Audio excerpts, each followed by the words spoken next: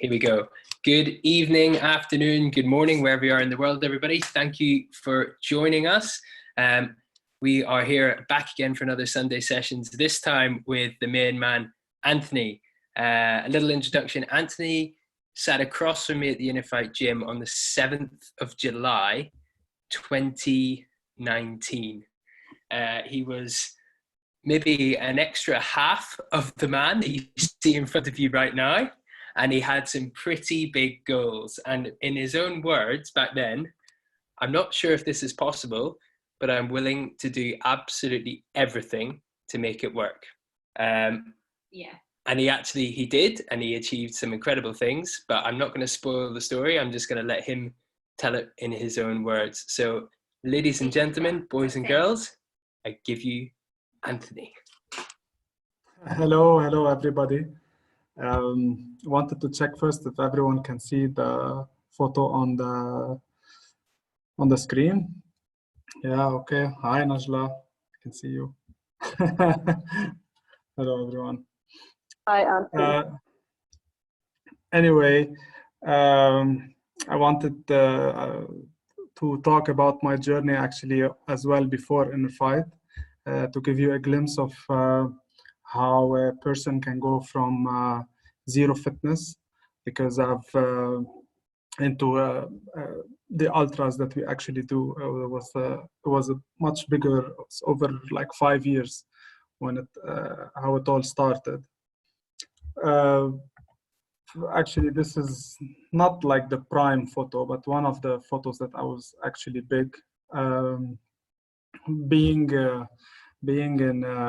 Coming from Lebanon, we are like a society that everything revolves around food. Like we eat a lot, we gain weight a lot, and every man is like having a belly, and it's something like normal.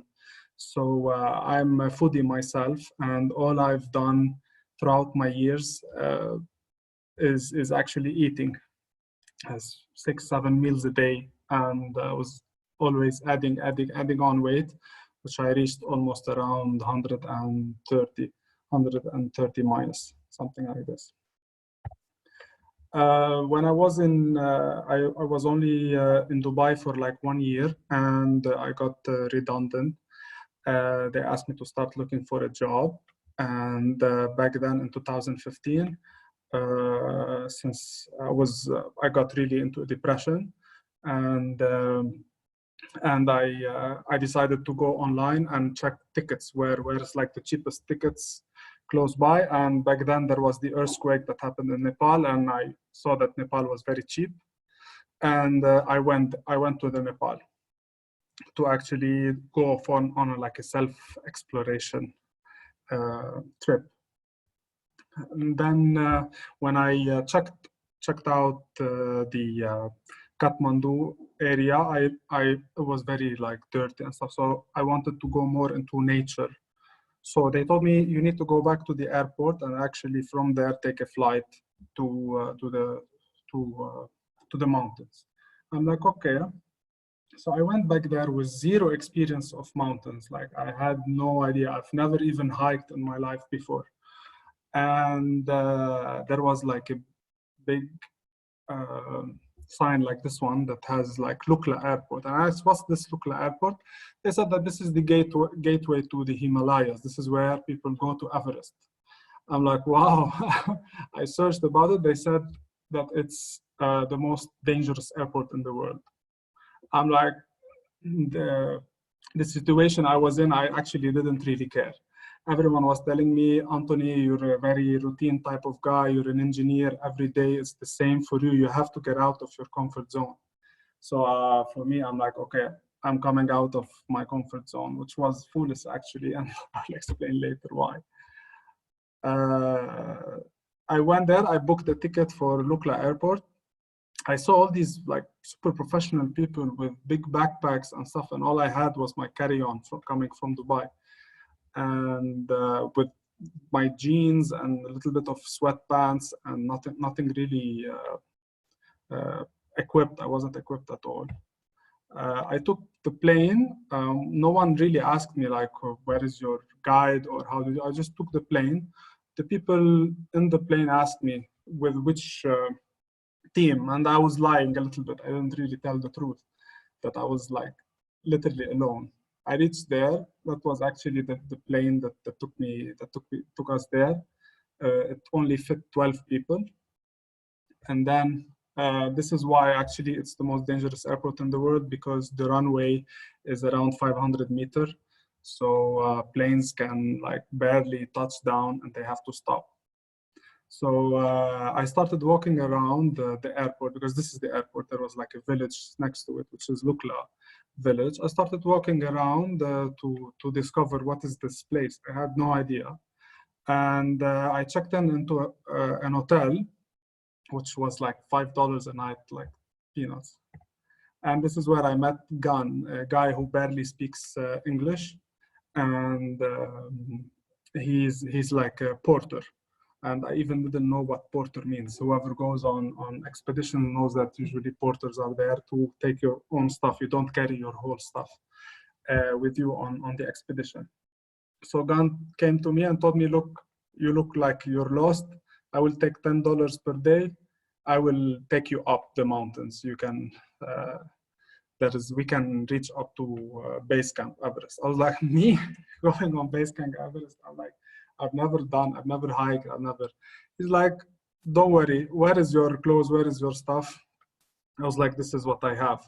Actually, this was my yellow yellow briefcase coming from Dubai. This is everything I had was inside. We started going up, and it was probably an eye-opener for me. The time that I was there was in September, and it was stormy most of the time. So I was like wet. I didn't have any impermeables. I didn't have any like hiking shoes or something. No, I just went with my clothes like normal. And this is one of the places that once you're going on towards base camp Everest, people will know that these bridges, you have a lot of bridges like these, you cross where if it's stormy, you actually don't see what's on the other side, and it flips a lot. So yeah, and all the time you can see my yellow briefcase in front of me. I was struggling a lot with the way up, but I literally didn't want to stop. I just kept on going. It was a great experience. It was I really knew that I love mountains when I went there, but at the same time, it was very foolish of me. I didn't have a guide. I didn't have a gate pass.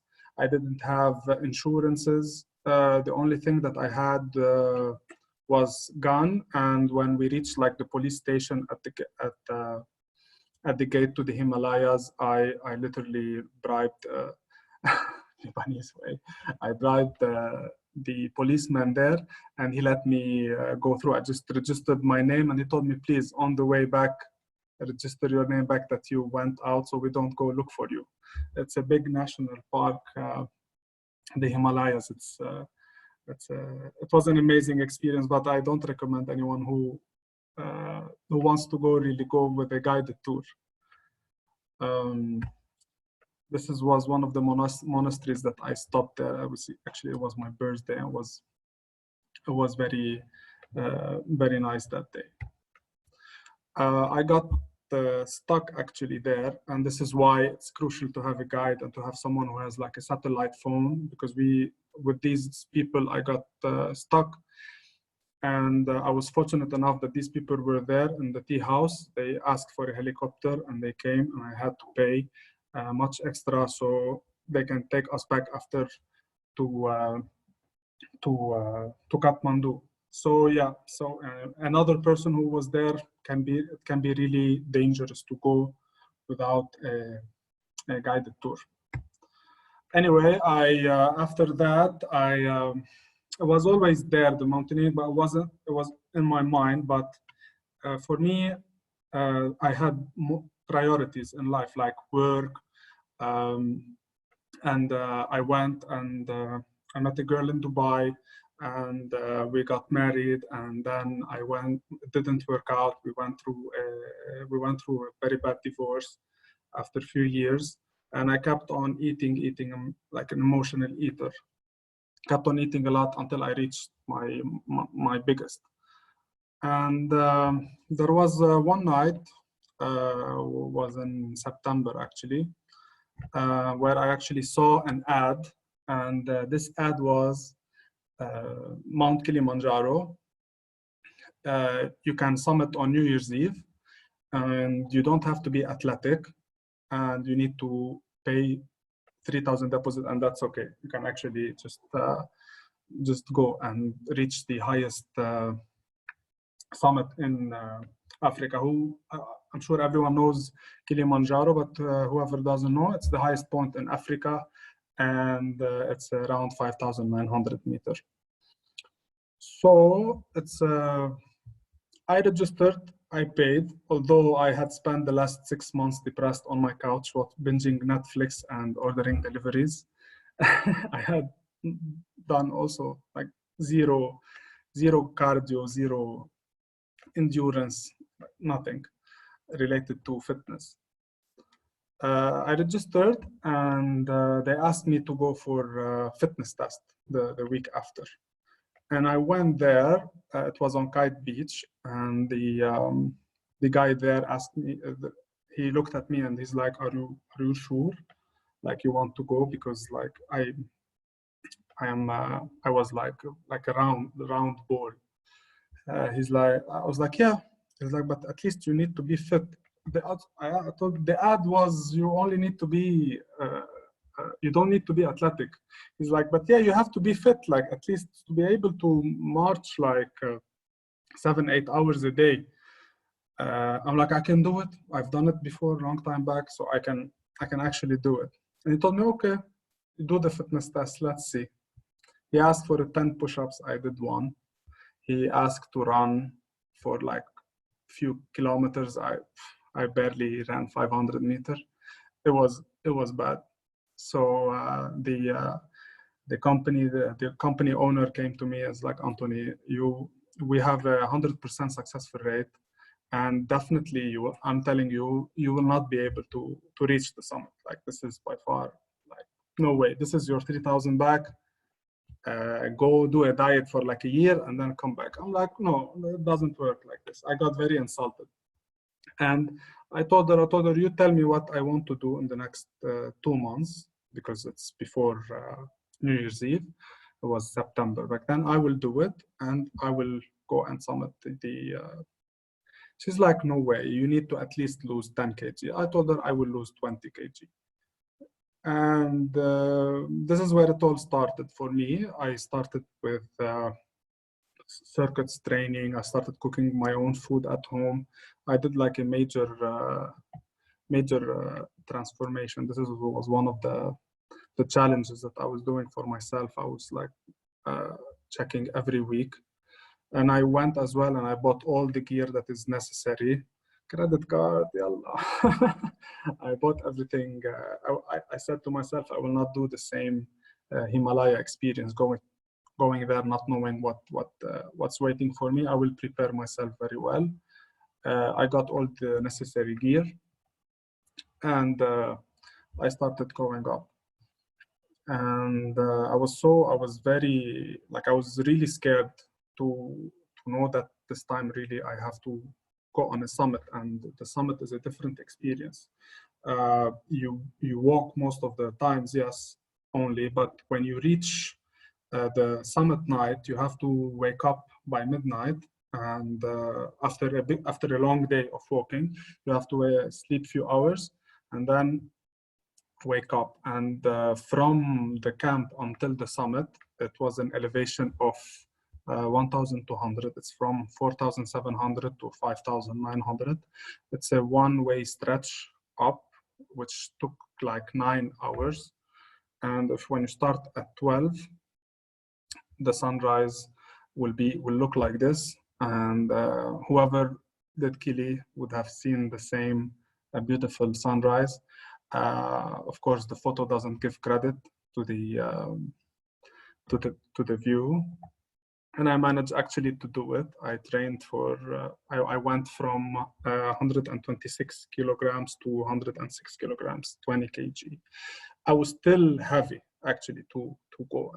And also I would still recommend everyone to become much more fit, to be able to run at least 10 or 15 kilometers before really going, because back then I really struggled. It wasn't easy. Yes, the mental part is there, but if your body also is not ready, then it's a disaster. It's always was hard for me on a cardio level. It took me always weeks and months to recover from every adventure that I wanted to go. But yes, I've done it. Then I got so confident. I'm okay, Anthony. Now, since you did the summit of Kilimanjaro, I didn't even go to train for climbing. I went for ice climbing.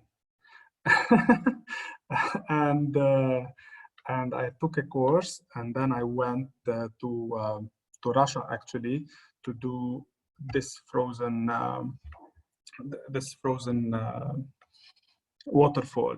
And as you can see, I was like in the middle of it. I managed to go a few meters up as well, but I couldn't continue. I struggled.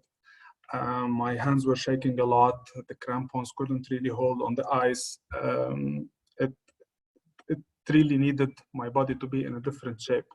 And another time as well, I got stuck in a place where I couldn't continue. All this time, okay, mentally I can do it, but physically my body was always collapsing at some point. So instead of going for ice climbing, I was like, okay, let me try go to the Arctic. And in July, I decided, me and my friend, to join an expedition and to go beyond the Arctic Circle, right? Go to Norway, and then from Norway, you go much further north. And it was a great experience. It was very cold as well. The hiking experience was amazing. The beautiful sceneries that you can actually see are like beyond imagination. It's like better than the movies.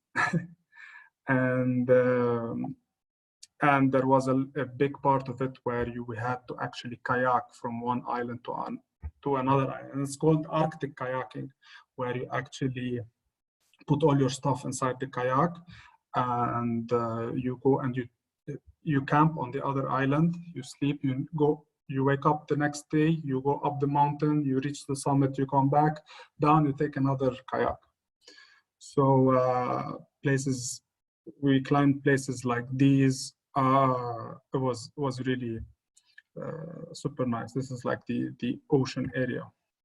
This was one of the summits as well that we actually arrived. And this, to explain that this is what we wear actually for Arctic kayaking. It's a whole suit that gets connected to the kayak itself. So water won't go inside the kayak, and since you're practically linked to the kayak, it's not easy to get out. And one of the first things that they teaches us, if a wave comes and flip you, and you're under the water, then how you have to flip yourself up again. So one of the times where I got flipped, this was the view actually that I was having. I had the GoPro on, and I tried the technique how to get out from the sideways to get up. I couldn't. I struggled under the water. I tried to get out and also I felt I got stuck because of my big hips. So this was the time that I eventually I managed to get out, but it took me maybe like a minute and a half underwater to actually get out. And then I realized, like, khalas, Anthony, this is it. You have to lose weight, and you have to become flexible, and you have to build your endurance and your cardio, because all the adventures that I'm doing, I'm always struggling because of my fitness. So anyway, I've done this. This was the last adventure before I see this view. Actually, the view that you see behind is one of the biggest glaciers in Europe. And there was an expedition where I wanted to do, and it's called La Haute Route. La Haute Route. Any European mountaineer would know this haute route, which is Chamonix to Zermatt. It's a glacier traverse expedition that goes from France to Switzerland up to the Italian borders. It's a mind-blowing experience. It's very technical. There's a lot of ropes and harness and equipment that needs to be used. And the hardest part is if you want to do it alpine style, which means you have to carry everything on your back. And since this, I thought, okay, Anthony, you're gonna need a coach for this. This is not gonna happen you with yourself and with your own nutrition plan and with your own. And this is where actually I met Rob.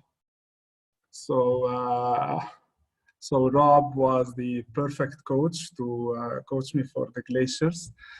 He was also, because of his parents, and he was raised in France.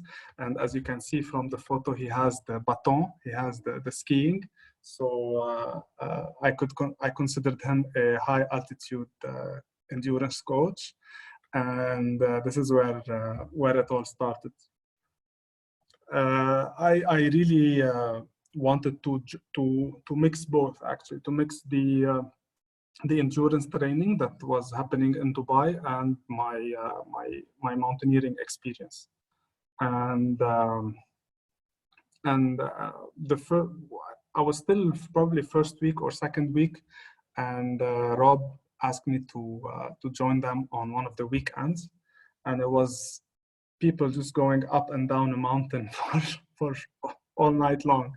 And for me, it was so weird. Like, why would you want to go up and down several times? I have done the same route before. It took me like 5 or 6 hours, but it was like take with you, you picnic, you do a hike, you relax. It takes a lot of time to finish. So he asked me, okay, bring a 10 kg or a 15 kg rucksack and start going up and down. I actually did it almost like 3 times. I had blisters in my legs. Anyway, I knew that like no pain, no gain. And was actually my first Trek Tuesday.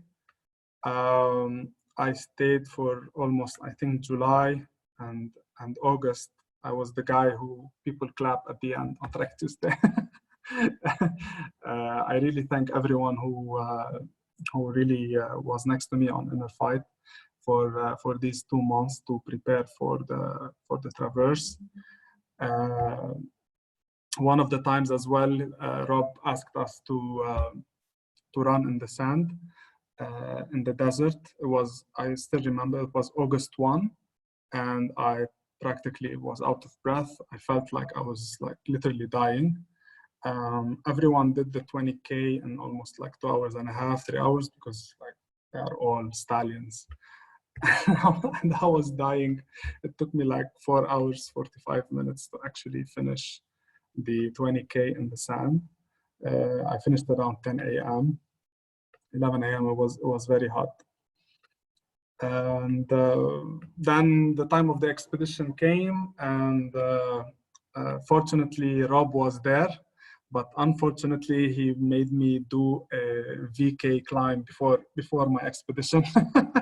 He's so sadistic. Anyway, he took me on. He was telling me on the TP it was VK. We're gonna. I thought, okay, this is like an outing together. He will wish me luck before my expedition. No, it was a vertical kilometer that he took me from Chamonix up the.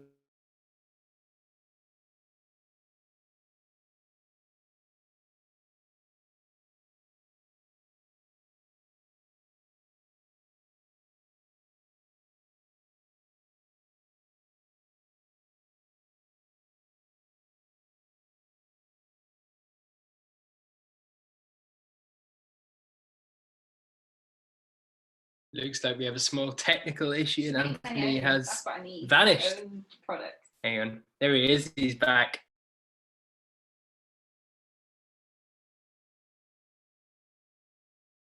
Okay.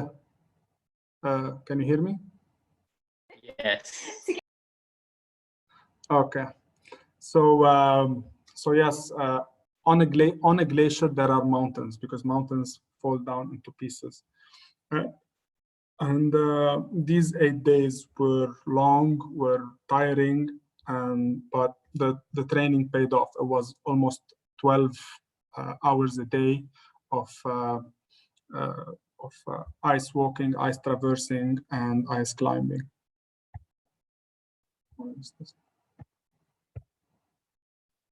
No matter how much I tell you, it's so big, the glacier, that there are something that is called crevasses. This is. Sorry, Anthony. Are you sharing? You need to share your screen again, buddy. Okay.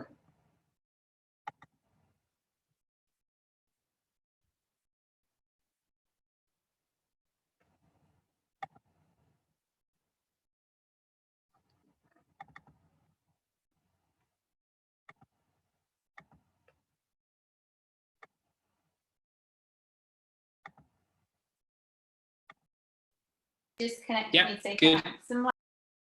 Okay. Oh, Adeline is here. Hi, Adeline.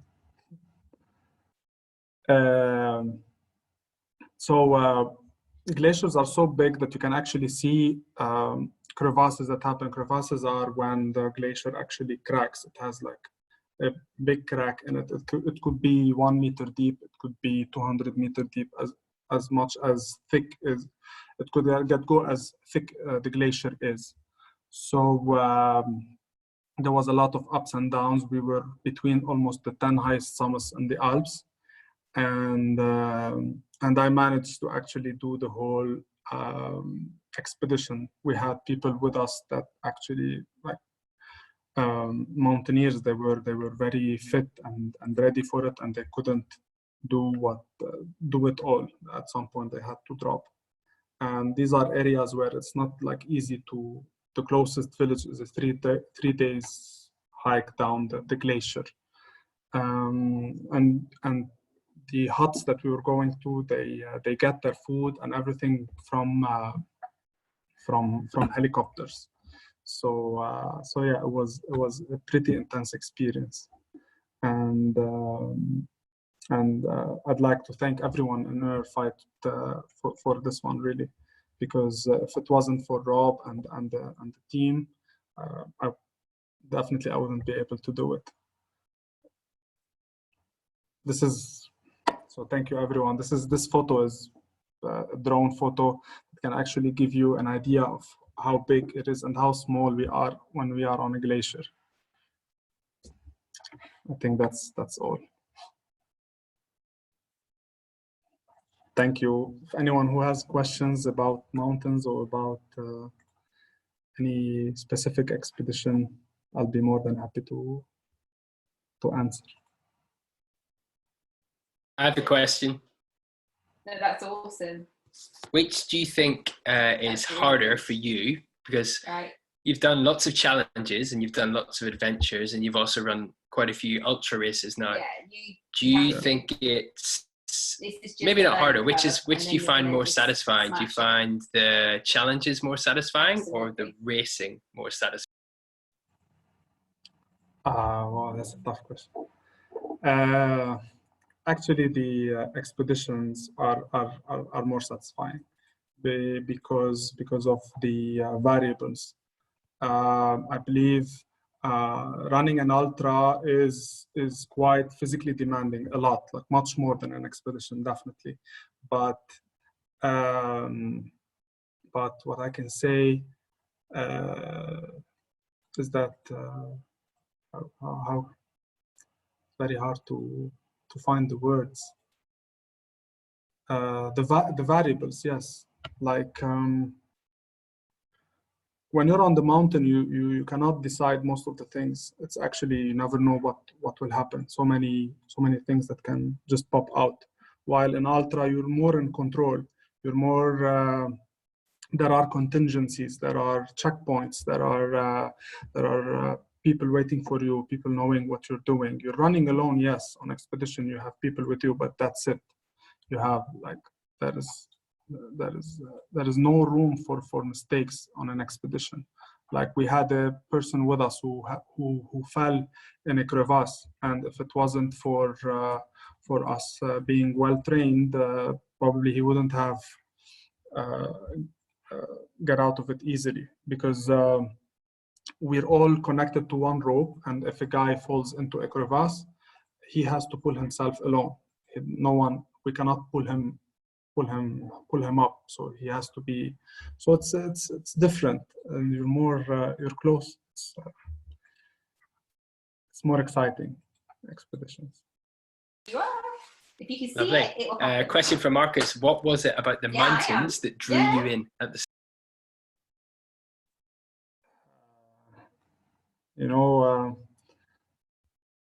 You should I think respect, because mountains they ask for your respect. Like you feel it.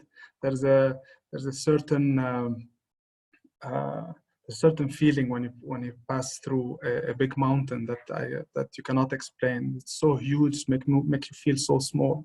So it's I believe for me it's a calling. It's something that I always have to go back to. You see a mountain and it calls me, and out of respect I feel I have to summit it. And when I summit it, I don't consider it that I've won it. In ultras you have the winning concept. In mountaineering it's different, and this is a personal experience.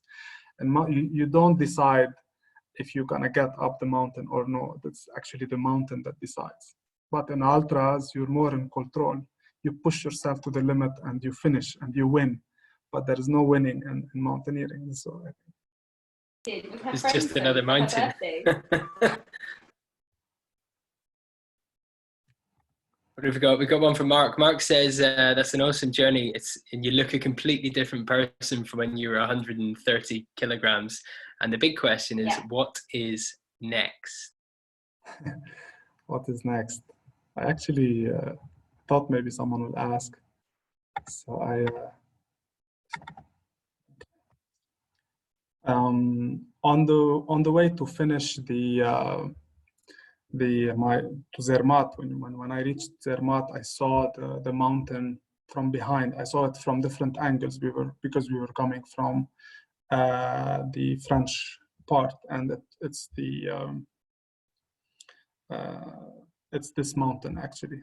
It's the one that you actually see on the Toblerone, and this is my long-term goal. I want to climb it. The Matterhorn. Right. Yeah, the Matterhorn. Yeah, sure. Iced coffee before. That's a good goal.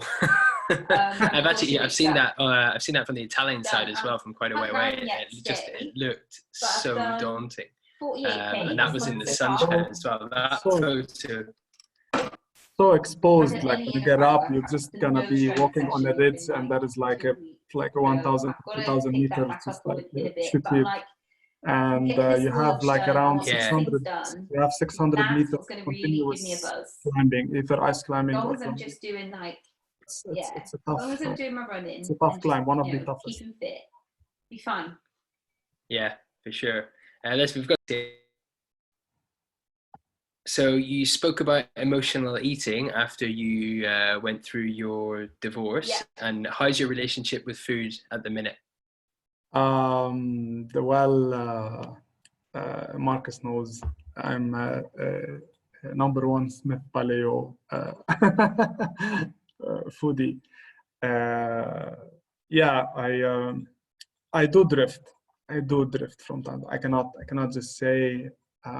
I wish I can be like Marcus. I hope one day I will have these non-negotiables and just like stop eating some things. But lately, because of the lockdown and everything, I slipped a little bit.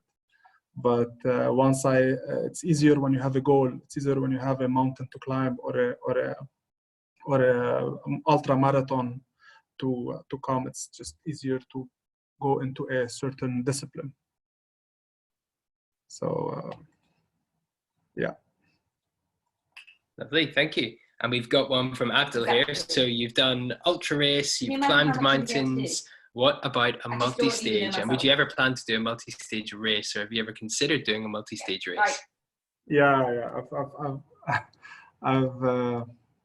This is my aim, as you know, was actually to do the Azores. I'm still aiming. I'm gonna try to do it in September as well, if everything went well. And yes, I wanted to do a multi-stage after the Azores, probably MDS or something. But I hate sand, so I don't know. Let's see, multi-stage. Lovely. And we've got another. Was there a point at any of these adventures where you were super scared? And what have you done, or what did you do to overcome it?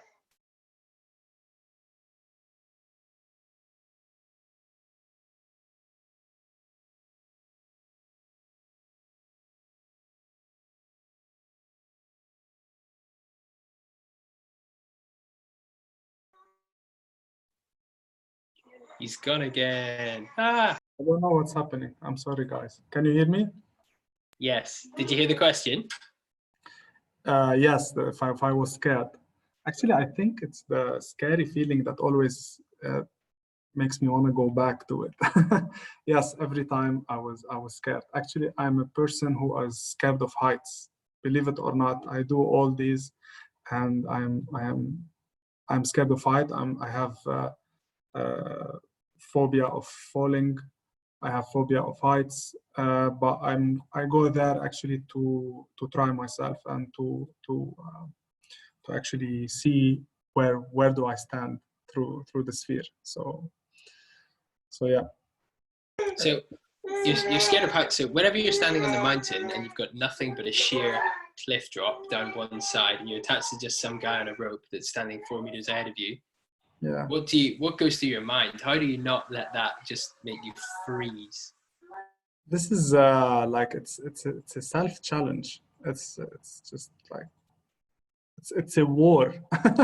It's an internal war, I believe. It's and yes, I do stop. But when I stop, I consider it as only a battle. The war is always ongoing when I'm in a mountain. It's always it's such a mental game.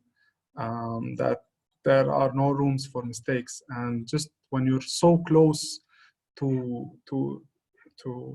fall and you're at the maximum adrenaline rush, and it's contagious. It's you'll always feel you want to go back to that feeling. Nothing beats that feeling. Lovely. I think that is all the questions. Thank you very much for sharing your story. I think if anyone didn't like the mountains before, or maybe thought, oh, should I do something in the mountains? I think all those photos and those stories have definitely perked their interest a bit. I think quite a lot of people who maybe didn't know this about you have learned something new today. So thank you very much for sharing your story. Yeah, I wanted to say through my presentation that really everyone can go to the mountains. Most of the people think that it's dangerous and that it is not. No, I've done the dangerous part, but there's a lot of places where it's not close to being dangerous. Just do your research. Check if you want to go for a high altitude one. Study the oxygen levels and how you're gonna cope with acclimatization.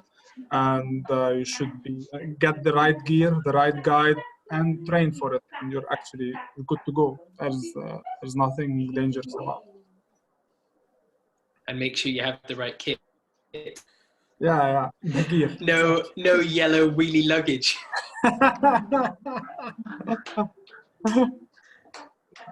Oh dear. Brilliant. Well, Anthony, thank you very much for sharing. And guys, thank you very much for coming and listening. Thank you, Anthony. Thank you, everyone, for listening. I hope it wasn't too boring. Thank you, guys. No way. Thank you very much, Anthony. Guys, have a lovely evening, and we'll see you all soon. Thank you, guys.